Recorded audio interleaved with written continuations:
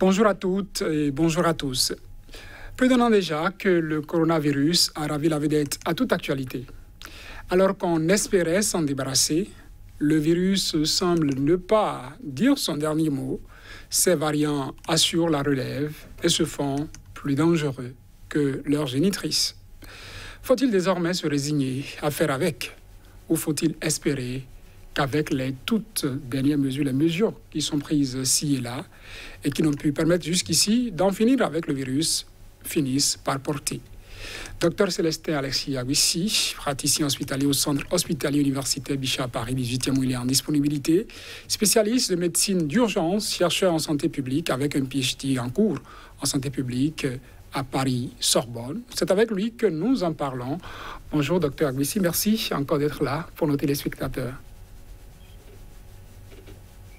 Merci beaucoup. C'est toujours un grand plaisir d'être parmi vous et d'informer au mieux vos téléspectateurs. Et c'est un devoir de ma part.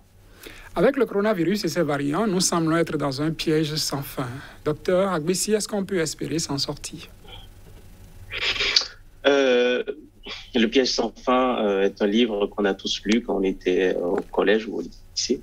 Un très beau livre, n'est-ce pas? Mais le piège sans fin se termine à un moment ou un autre. Et la fin que nous souhaitons pour le monde, ce n'est pas celle de ce livre, bien entendu, puisque nous avons aujourd'hui des solutions, bien qu'elles ne soient pas complètement, je dirais, complètes.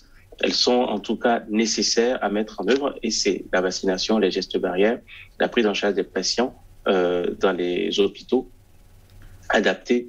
Et enfin, les variants, il faudrait d'abord qu'on explique ce que c'est. Les variants, il faut savoir que, comme tout virus, le coronavirus mute à chaque multiplication et en se multipliant, le matériel génétique, qui est un ARN, acide ribonucléique, commet des erreurs et donc entraîne des variations par rapport à la souche initiale qui est la souche de Wuhan. Et donc, ces variations au niveau du matériel génétique entraînent des modifications au niveau de la protéine ou des protéines de surface qui permettent justement une plus ou moins grande affinité aux cellules humaines dans lesquelles elles entrent pour se multiplier. Ainsi, ces variants, comme on les indique, ne sont que des modifications génétiques du virus initial avec des spécificités particulières, c'est-à-dire soit un mode de beaucoup plus grande affinité par rapport au récepteur ACE qu'on a sur nos cellules, ou bien une plus grande virulence dans le phénomène inflammatoire.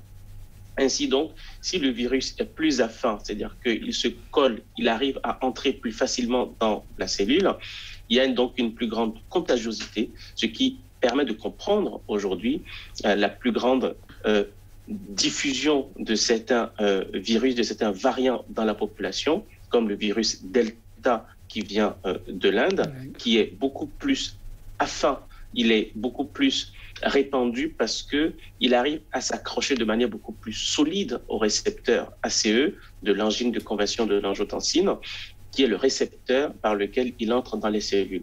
Et donc, il arrive à se répandre beaucoup plus facilement, mais est-ce que pour autant il est plus dangereux? Est-ce pour autant il est plus virulent? Pour l'instant, les scientifiques et les recherches, les dernières nouvelles montrent que probablement pas, il n'est pas beaucoup plus dangereux parce que les services de réanimation ne sont pas encore dépassés malgré que ce variant soit répandu dans plus de 25 pays dans le monde. Et par exemple, en Inde, ce variant constitue 75% des virus trouvés. En Angleterre, c'est quasiment pareil, puisque les 20 000 Indiens qui sont entrés en Angleterre ont ramené avec eux le virus, et en France, on est à 25%. Donc, vous voyez, quand on prend le virus ETA, le variant ETA, par exemple, du Nigeria, bien que le Bénin soit tout à fait à côté du Nigeria, on n'a pas vu une plus forte contamination de ce virus. Et quand on prend le virus anglais, qui est le virus alpha, le mutant alpha, nous avons vu que lors de la deuxième vague, elle a contaminé une plus grande partie du monde parce que justement, il était beaucoup plus affin et beaucoup plus grave que le virus initial. Le virus sud-africain, par contre, lui, il a beaucoup moins d'affinité, mais il a été beaucoup plus virulent, puisque les premières constatations mettaient en évidence que les sujets jeunes, donc, qui étaient beaucoup moins atteints avec le virus initial, ont connu une plus grande mortalité. Donc, vous voyez, il y a beaucoup de variants, des variants majeurs. Aujourd'hui, on en est à 4 ou 5. Alpha pour le britannique, Beta pour le sud-africain, Eta pour le nigérien, Pi pour le variant brésilien et Delta, enfin, pour le variant indien. Mais il y a beaucoup d'autres variants qui sont mineurs, qui ne sont pas, qui n'émergent pas, je dirais, qui sont moins importants, mais qui pourtant sévissent, par exemple, comme le variant breton en France, qui n'est pas du tout détecté, par exemple, par les tests PCR. Donc, vous voyez, il y a encore beaucoup de travail à faire, mais une chose est certaine, nous savons que ces variations, ces variants entraînent plus ou moins de sévérité.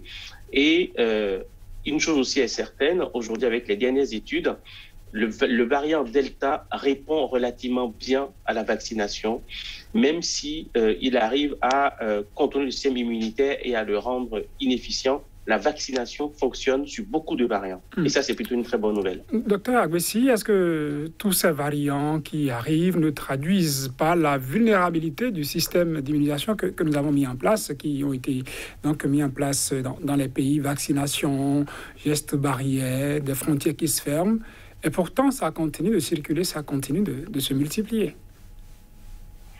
C'est une excellente question puisque, avec ce que je viens de dire, on se rend compte que l'une des mesures les plus dramatiques que les gouvernants peuvent prendre pour lutter contre les variants, au-delà de la vaccination qui protège aussi bien les individus et la population générale, mais à partir d'un certain taux de vaccination qu'on appelle l'immunité collective, il faut vacciner 90% de la population pour atteindre l'immunité collective, on se rend compte que les déplacements de population sont les facteurs de dispersion virale. Et donc, le non-respect des gestes barrières, par conséquent, et les mesures les plus drastiques que peuvent faire les gouvernants, ce sont les mesures de confinement, les couvre-feux. D'ailleurs, on voit très bien qu'en Inde, il y a des mesures de confinement. Au Japon, actuellement, il y a des mesures de confinement. Et même les Jeux olympiques vont se dérouler sans spectateurs, alors qu'il y a un mois, on célébrait finalement,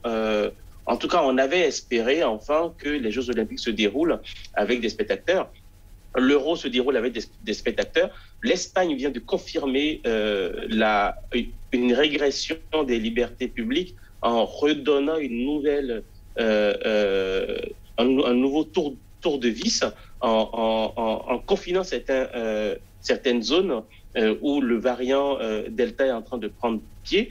Et donc, vous voyez, nous avons dans plusieurs pays un retour en arrière en termes de confinement, en termes de durcissement des mesures de restriction publique pour protéger les populations malgré la vaccination, parce que ces variants, bien que répondant réellement à la vaccination, à l'effet de la vaccination, il faut couvrir une grande partie de la population pour avoir un réel avantage, ce que nous n'avons pas encore. Et je déplore réellement que l'Afrique soit extrêmement en retard dans la vaccination, même si elle est relativement épargnée, même si elle est très épargnée contre le Covid.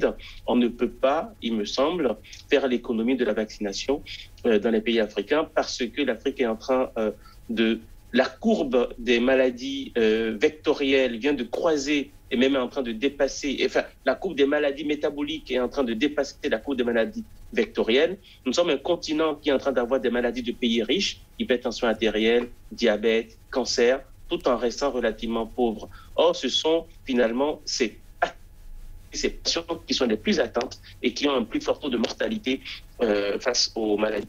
Et donc, face à cette maladie virale. Donc, il est très important que cette couche de la population puisse être vaccinée rapidement, parce que si les variants arrivent effectivement à traverser les frontières du monde entier, l'Afrique n'est pas un continent isolé, elle est même très ouverte, et elle pourrait être malheureusement, si on ne fait pas attention à ces variants, elle pourrait succomber. Je ne joue pas les Cassandres, je ne suis pas en train de faire peur, je dis juste qu'on doit faire attention tout simplement à prendre en compte la réalité des variants dans nos régions, dans notre Afrique, parce que la vaccination, l'Afrique est à quasiment 2% de vaccination de sa population, alors que nous sommes bien entendu la population la plus jeune, la moins atteinte, mais néanmoins, nous comptons parmi nous des malades qui ont besoin d'être vaccinés, qui ont besoin d'être surveillés, et il faut les sélectionner, il faut les prioriser. Je sais que nos gouvernants sont en train d'y penser, sont en train de tout faire, et comme on l'a dit la dernière fois, la négligence coupable de l'Agence européenne du médicament qui n'a pas validé le Covishield comme vaccin pouvant permettre l'entrée en Europe.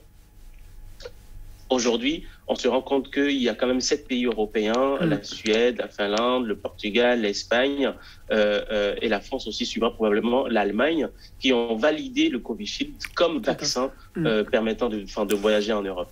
Docteur Aguessi, ma dernière question, vous allez devoir répondre à ça en une minute presque. Ça voyage dans un sens comme dans l'autre actuellement, c'est les vacances. Et vous avez parlé de cette Afrique où on sent que les mesures barrières, les gestes préventifs semblent être négligés de plus en plus. Si vous avez quelques conseils à donner à l'endroit de nos dirigeants et à l'endroit des citoyens ordinaires que nous sommes, que diriez-vous en une minute, s'il vous plaît? En une minute, je dirais aux citoyens d'abord ordinaires, poursuivez de manière, je dirais, consciente et consciencieuse les mesures barrières, se laver les mains, porter un masque. Je sais que ça peut être contraignant, ça peut être extrêmement difficile, mais pour l'instant, c'est l'un des rares moyens que nous avons d'éviter d'être malades. Bien que nous soyons jeunes, on voit de plus en plus que certains variants peuvent atteindre les sujets jeunes et les mettre à terre. Et enfin, à nos dirigeants, je peux leur demander, s'ils estiment que c'est possible, de mettre tout en œuvre pour informer les populations de l'intérêt de la vaccination et de parler aux gens dans leur langue, d'aller vers eux, de réfléchir de manière pratique, pragmatique, à une plus grande diffusion de l'information sur le coronavirus, sur la vaccination, et de leur dire réellement que c'est possible de protéger les gens et qu'il y a très peu de danger pour la vaccination. Docteur Aguessi, merci à vous d'avoir répondu à nos questions depuis Paris. C'était un plaisir. Merci à vous et à très bientôt, j'espère. Ouais. Mesdames, Messieurs, c'est tout pour cet entretien du jour. Merci de nous avoir suivis.